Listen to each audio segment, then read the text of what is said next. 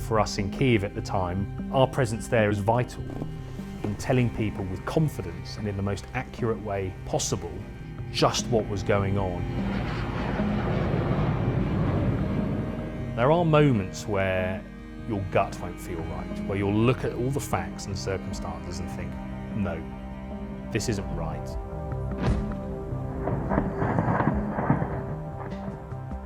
So this is what an exodus looks like. My coping mechanism at the time was to not think further than an hour ahead. Such was the immediacy and speed of Russia's aggression. The capital is Russia's ultimate prize in this war, a conflict that is getting all the more costly for both sides.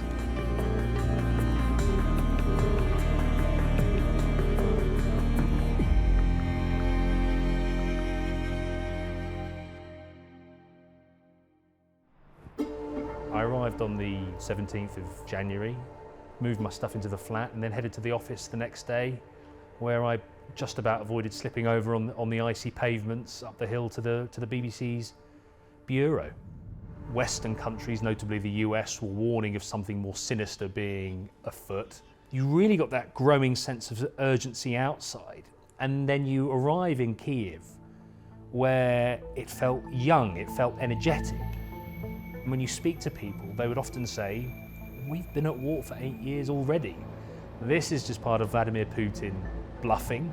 It really struck me just how normal and how vibrant it felt. It was completely at odds with the political rhetoric that was happening everywhere else, it seemed.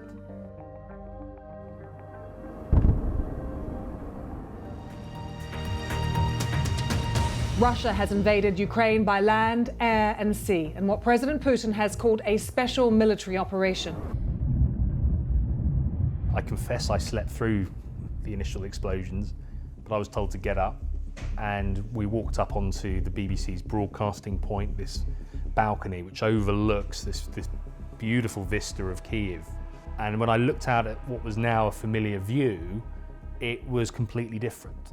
The shadow of war had effectively just fallen on the city like that. For the first time, after weeks of the focus being on the east, the capital city felt in the line of fire. We've just heard a siren go off for the first time. We haven't heard that before. The streets are unusually quiet. The signature cobble. I told the story to this point. I trusted the judgment of the security teams we work with. And it felt right to continue to be there. James, can I ask you this? Are you happy to stay on with us now that the sirens are blaring in the city? Yes, I am, yes. I absolutely was, looking back, living on adrenaline for a large period of time.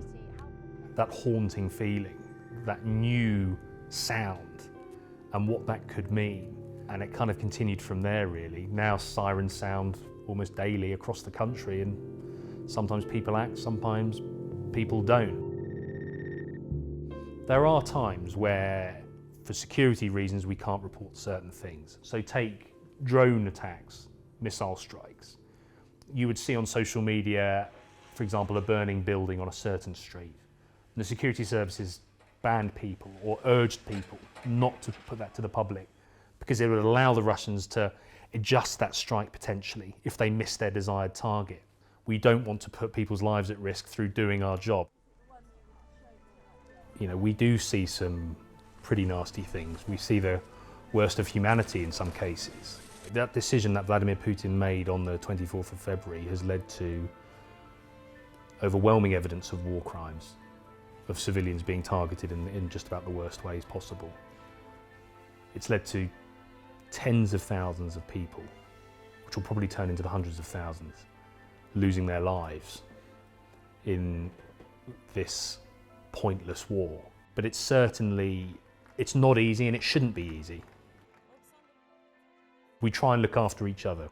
We talk our way through it. I've worked with some extremely experienced people who've seen nasty things in decades gone by, and it's good to get their advice, perspective as well, because sadly, as history shows us, episodes, events, wars like this happen over and over. How did it feel to come back home to Britain? It did make home feel different. You know, when you walk down the street where my flat is, and you don't hear a siren, where you go from walking next to destroyed buildings to standing in the local supermarket deciding what to grab for dinner, it is a very difficult transition to make. My 87-year-old grandmother was asking me about her son, and she pronounced it correctly. Some people sometimes call it Kherson because of the spelling, and I thought, that is great, you know, and it just shows, you know, she sits there and she watched BBC Breakfast and she cares about what's going on, and, you know, she's feeling the significance of it as well. And then equally, you have the 12-year-old son of a friend who has seen some updates on TikTok and has questions. So it's a far-reaching conflict with implications too.